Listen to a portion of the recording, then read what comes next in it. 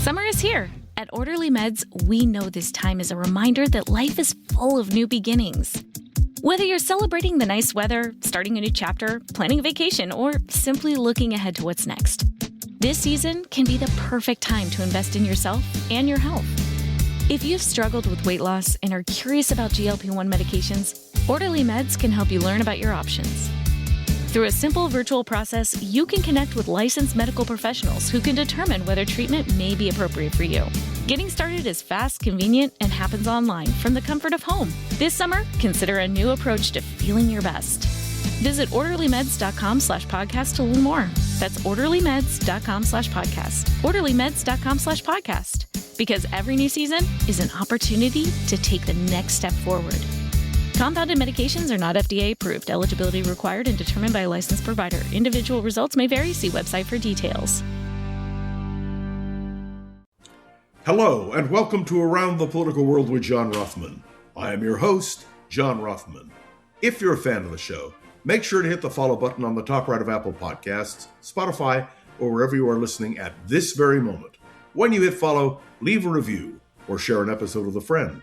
It helps other people discover the show, keeps us going. As I like to remind you each and every day, it expands our base. I waited this morning to record because I wanted to know how the Supreme Court would rule on a variety of decisions.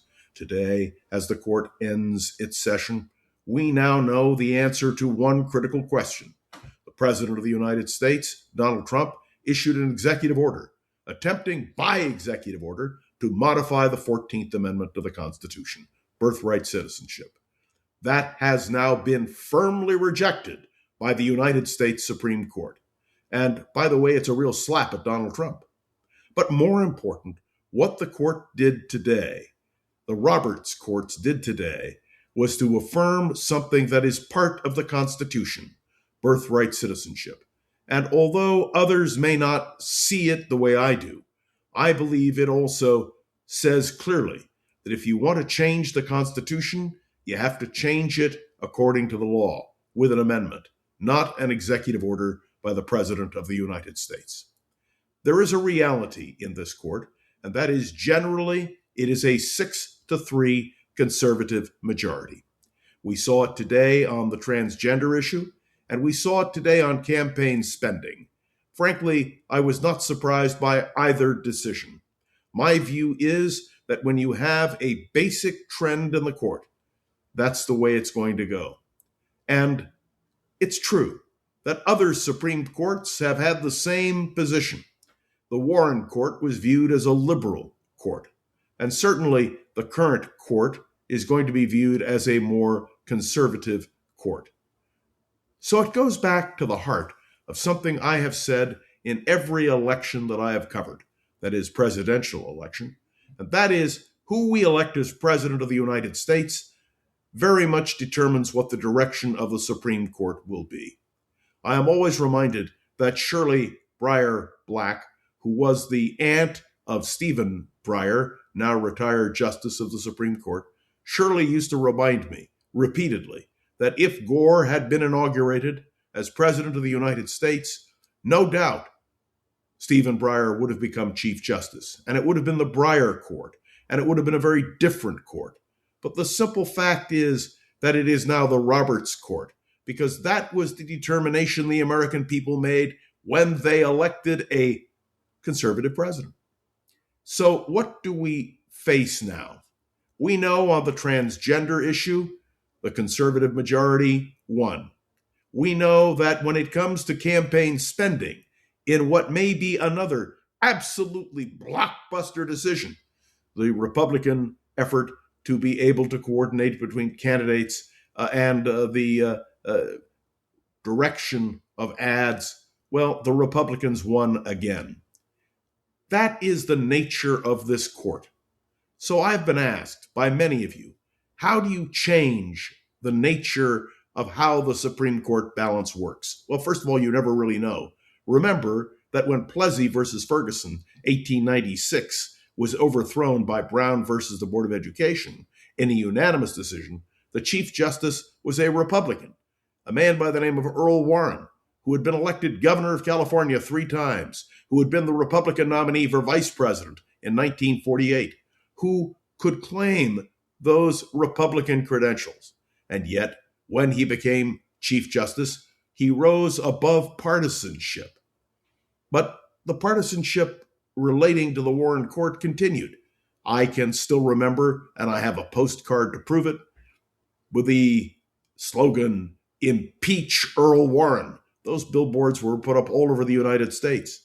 And we remember vividly the Southern Manifesto in 1956, which repudiated the idea of the Supreme Court decision dealing with Brown versus the Board of Education. There is no doubt that the Supreme Court becomes a center of controversy. I have books in my library filled with arguments for and against the Supreme Court. One of my favorites deals with the attempt by Franklin Roosevelt to pack the United States Supreme Court in 1937. He did not like the conservative decisions that were coming down, and so he proposed that they add justices. And of course, a Republican minority combined with a conservative Democratic group of senators defeated what Franklin Roosevelt wanted to do. And we all remember Richard Nixon, who wanted to remake the court in his image, and who was able to put 4 justices on the United States Supreme Court. But when push came to shove, despite what J.D. Vance said last week about Watergate not being a serious matter, the Supreme Court voted 8-0, with one recusal, Bill Rehnquist, that the tapes had to be turned over because it was evidence. We had to know what the real story was about Richard Nixon. And it was done because it was fair and just and the right thing to do. Well, I'm going to agree and disagree with the court on a variety of decisions. Do I favor this expansion of presidential power? No, I wouldn't have favored it if it were a Democrat or a Republican. I believe in co-equal branches of government. And I think what the United States Supreme Court did in its decision issued just yesterday was to grant the president greater power. I'm not in favor of that. Although, let's be clear, the Supreme Court seems to be trying to steer a ground which takes it always not in Donald Trump's direction. This decision on birthright citizenship, which Donald Trump tried to modify by an executive order, clearly failed. But please note that Justices Alito and Thomas, and I cite them in particular, can be counted on by Donald Trump to uphold his positions. I would rather see individuals nominated for the court who would exercise greater independence. But now let's leave the Supreme Court for a moment, recognizing how vital it is in terms of who we are as a nation. By the way, let's remember Al Gore's famous statement after the Bush v. Gore decision. He disagreed with the decision, but he said, "I'm going to accept it because that is what the Supreme Court has said." I can only say who we vote for president matters, and I promise you, in the election of 2028, we will raise the question of who will win the election based on how they will reform the Supreme Court in, as the old expression goes, in their image. But now I want to talk about Iran for a moment. The President of the United States assured us the Strait of Hormuz would be opened. It is not. The President of the United States assured us that there would be a deal with Iran. There has been no deal. He dispatched his son-in-law, Jared Kushner, to sit with the Iranians. And of course, we now know that that deal did not happen either. I must express to you in the strongest possible terms my concern about this president in terms of how he conducts foreign policy. Richard Nixon taught us, as did Franklin Roosevelt, as did others who have been president, that personal diplomacy matters.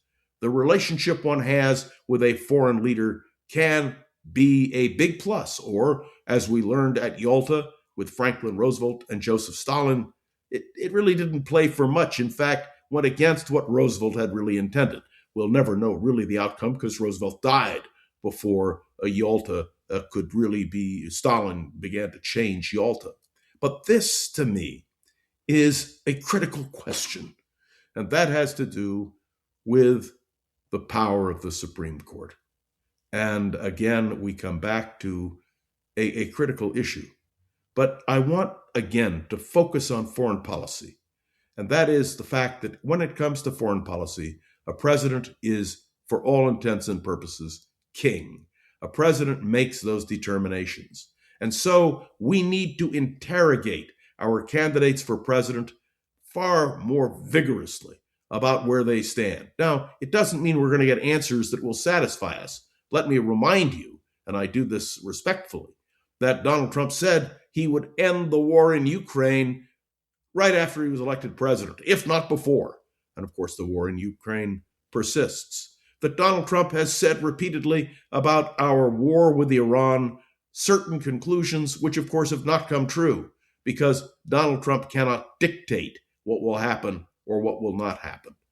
This, to me, is another critical aspect of understanding the nature of the American presidency.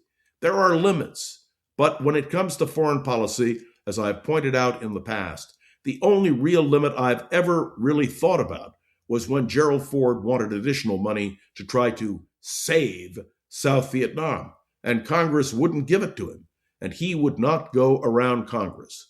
One of the things that we know is Jerry Ford, as Republican leader in the House of Representatives, he served, by the way, in the House from 1948 until he became vice president in 1973. Jerry Ford was a creature of Congress. This president is not a creature of Congress. This president has no respect for Congress, and he gives them the finger, if you will, repeatedly. Let me point out that even Richard Nixon, with the ultimate in arrogance of power, because he had served in the House and in the Senate, understood the limitations. But let me explain to you very clearly, very precisely, that the Republicans serving in the House and in the Senate today seem not to respect Congress and its powers. Whether it comes to the making of war or whether it comes to decisions which the court is now making on birthright citizenship, the simple reality is Congress should play a role. And one of the most shameful aspects of the Trump administration has been the decision of Congress to roll over and play dead. That, to me, profoundly disturbing. And it should be to all of us. If we believe in co-equal branches of government, the legislative, the judicial, and the executive, then we have to make sure that the members of Congress and our public servants understand that role. This is something that I want to underline and emphasize on a day when there will be great controversy over what the Supreme Court has done. I also want to express my firm view that there should be no change in the Supreme Court. I do not believe in term limits. I do believe that we have to respect the sanctity of the court and recognize that certain justices simply have their own predilections and aren't going to be swayed. That's a problem. But this is not the first time in history that has been a problem. Remember when they called the Supreme Court 9 old men? That was before women served on the court and back in the days when Franklin Roosevelt was president. In the end, by the way, Roosevelt prevailed. There were no changes in the Supreme Court. But by natural attrition, when Franklin Roosevelt had completed his term, he had appointed each and every justice except one. So these are things to think about. And when it comes to foreign policy, boy, I want an active foreign relations committee. I am reminded, and I remember, the Vietnam War hearings which took place in the Lyndon Johnson administration. J.W. Fulbright was the chairman of the Foreign Relations Committee. And those hearings went a long way in explaining to the American people what was happening in Vietnam. We need to have those kinds of hearings about Iran, and there needs to be vigorous debate and discussion, not merely acceptance. I know I sound like a broken record, but these points are so critical to all of us, and it matters. who is President of the United States of America. I know that many of you, during our Friday question and answer session, will have questions. But remember the one big takeaway today, and I really believe this to be the most important takeaway, is that an executive order by the President of the United States modifying the Constitution was rejected by this court. And let me tell you something, that is good for American democracy. It's good that a president cannot modify a constitution, our Constitution, simply by executive fiat. So we'll see. There will be pros and cons. No doubt we'll be talking a lot more about this and what the Supreme Court has done and where money plays a role in politics. All of these questions will be debated and discussed. Let me assure you, we're going to do it right here on Around the Political World with John Rothman. Thanks for tuning in to another episode. I'd love to hear your thoughts on today's episode. You can write a review on Apple Podcasts, drop a comment on YouTube or Spotify, and click any of the links in the show notes to connect with me on social media. Remember, please, to share this episode with a friend or colleague so we can continue to grow and expand. And of course, let me know your questions and your thoughts. What I miss about being on talk radio was the immediacy, but your questions will still come in and we will still address them on Friday. The show has been getting so much positive attention that we're excited to bring on advertising support. This helps us to create more opportunities for Around the Political World with John Rothman. We appreciate those who want to advertise now and in the future. And of course, we appreciate all of you. My deep appreciation to Gogo Zoger, who does such a great job producing this podcast. I am John Rothman. I'll see you tomorrow, right here on Around the Political World with John Rothman. Have a great day. If you like the show, please take a moment to rate, review, and subscribe. It really does help the show to grow. Thank you for listening.